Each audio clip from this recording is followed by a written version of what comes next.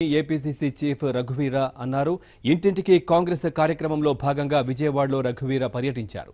కాంగ్రెస్ కు ప్రజల్లో ఆదరణ పెరుగుతోందంటున్న రఘువీరతో మా correspondent guys face to face ఇప్పుడు చూద్దాం. ప్రజలు ప్రస్తుతం ఎలా స్పందిస్తున్నారో, కాంగ్రెస్ పట్ల ఎలా స్పందిస్తున్నారో తెలుసుకునే ప్రయత్నం చేద్దాం. చెప్పండి సార్, ఇంటింటి కాంగ్రెస్ కార్యక్రమం చేపడుతున్నారు, ప్రజల నుంచి ఎలాంటి స్పందన ఉంది? మళ్ళీ కాంగ్రెసే రావాలి, రాష్ట్రంలో కేంద్రంలో కూడా కాంగ్రెసే ఉండాలి, ఉంటేనే మాకు న్యాయం జరుగుతుంది. 4.5 సంవత్సరాల క్రితం కాంగ్రెస్ పార్టీ ఈ రాష్ట్రాని కోసం ఇచ్చినటువంటి మేళ్లు, ప్రత్యేక హోదా, విభజన హామీల అమలు ఏవైతే ఉన్నాయో అవి ఇవ్వడంలో బీజేపీ మోసం చేసింది, సాధించడంలో తెలుగుదేశం వైఫల్యం చెందింది. వాటిని పోరాటంలో జగన్ పార్టీ పూర్తిగా సరెండర్ అయిపోయింది బీజేపీకు అనేటువంటి ప్రతి ఒక్కరు చేస్తున్నారు. మేము ముందస్తు ఎన్నికల ప్రణాళికతో ప్రజల దగ్గరికి వెళ్తా ఉన్నాం. రాహుల్ గాంధీ గారు ప్రధాని అవ్వగానే మొదటి సంతకం ప్రత్యేక హోదా, విభజన హామీల అమలు అనేటువంటిది ఏదైతే ఉన్నారో ప్రతి ఒక్కరికి సమాచారం అందింది. ప్రతి ఒక్కరు వాళ్లే చెప్తా ఉన్నారు.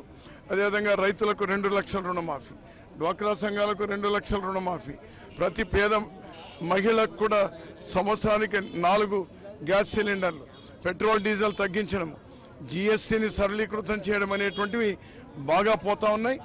ఇవన్నీ కూడా వేరే ఇతర పార్టీలు చేయలేవు. రాష్ట్రంలో కేంద్రంలో కాంగ్రెస్ ఉంటేనే మేము చెప్తున్నాం.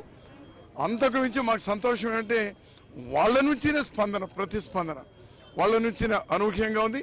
చాలా కిక్కెక్కిస్తూ ఉంది మాకు. నేను 6 జిల్లాలు, ఇది 6వ జిల్లా, ఈ సెంట్రల్ నియోజకవర్గంలో ఉన్నాము. మా గురునాథ్ గారు వారి ఆధ్వర్యంలో ఇక్కడ ఇంటింట కాంగ్రెస్ తిరుగుతూ ఉన్నాం. కిక్కెక్కిస్తూ ఉంది. అందరు కూడా వస్తూ ఉన్నారు. ప్రతి ఒక్కరు పోతూనే వాళ్ళు మేము ఇచ్చేటువంటి అది కరపత్రంగా వాళ్ళు స్వీకరించడం లేదు. కాంగ్రెస్ చెప్తే మాట మీద నిలబడుతుంది అనుకుంటా ఉన్నారు. అది కరపత్రం కాదు, మేము ఇస్తాంది ప్రమాణపత్రం. మేము ఏదైతే ఇటువంటివి ఇస్తా ఉన్నామో ఇది ప్రమాణపత్రం. ప్రమాణపత్రంగా ప్రజలు కూడా భావిస్తారు, అంత నమ్మకం. అంతేకాకుండా మేము వాళ్ళకి ఇస్తున్నప్పుడు వాళ్ళు విరాళాలు ఇవ్వడానికి కూడా వస్తూ ఉంటే మేము ₹1 మాత్రమే తీసుకుంటున్నాం. 100,000 ఇచ్చేకి వస్తా ఉన్నా ₹1 విరాళాన్ని ప్రతి ఇంటి నుంచి కూడా తీసుకుంటాను.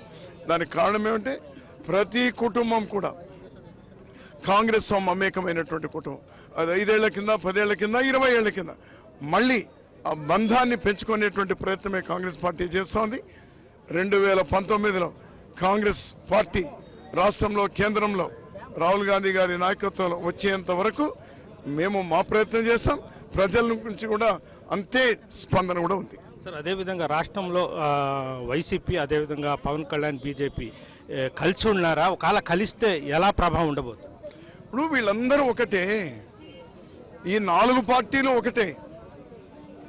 తెలుగుదేశం 3 సార్లు పెళ్లి చేసుకున్నారు, 3 సార్లు విడాకులు అయిపోయింది.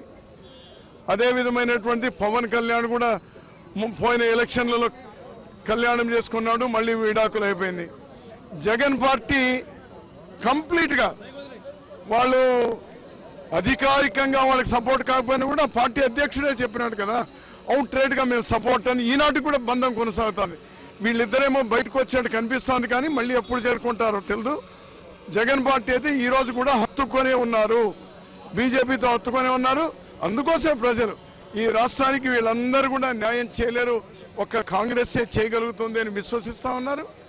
ఆ విశ్వాసాన్ని చూరుకుంటా ఉన్నామనే తృప్తి కూడా మాకుంది. లాస్ట్ ప్రశ్న, పార్లమెంట్లో వాళ్ళు రాజీనామా చేశారు వైసీపీ ఎంపీలు, అదేవిధంగా ప్రతిపక్షాలు ఎగ్గొట్టి పాదయాత్రలు నిర్వహించి జీతాలు మాత్రం తీసుకుంటున్నారు. మీరు వాళ్ళని ఏ విధంగా చూస్తున్నారు? ఇప్పటికే 100 సార్లు చెప్పిన, అధికార పక్షాలు, అధికారంలో ఉన్నటువంటి పార్టీలు వైఫల్యం చెందడం సహజం అయినాయి. కానీ ఒక ప్రతిపక్ష పార్టీగా వైఫల్యం చెందడం అనేటువంటిది పోయిన 50 సంవత్సరాలుగా నేను రాజకీయాల్లోనే ఫస్ట్ టైం చూస్తా ఉన్నాను. జగన్ పార్టీ ప్రతిపక్ష పార్టీగా ఘోరంగా వైఫల్యం చెందింది. వాళ్ళు ఫైట్ చేసే పరిస్థితులు లేదు. ఎందుకండి ఓట్లు వేసించడం? మీరు రాజీనామాలు చేయడానికా?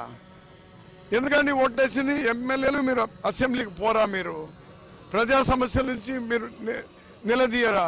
మళ్ళీ ఓట్లేస్తే మీరు ఏం చేస్తారు ఉంటాను? మీరు ఎట్లా అధికారంలోకి రారు? అధికారంలోకి జగన్ పార్టీ వచ్చే సమస్యే లేదు. ప్రతిపక్షంలో మీరు అసెంబ్లీకి పోరు, మళ్ళీ పోరు, అంతే కదా. మీరు ఎందుకు మీకు ఓట్లు? అంటే ప్రజాస్వామ్యం ఆటలాడుకోవడానికి కాదు ఈ పార్టీలన్నీ కూడా. అందుకోసం ప్రజలు విసిగెత్తిపోయినారు. కాంగ్రెస్సే కావాలి రాష్ట్రంలో, కేంద్రంలోని వాళ్ళు విశ్వసిస్తున్నారు. దాన్ని ప్రబలంగా ప్రజల్లో అభిప్రాయాన్ని బలోపేతం చేయడానికి మా వంతు కృషి చేస్తాం.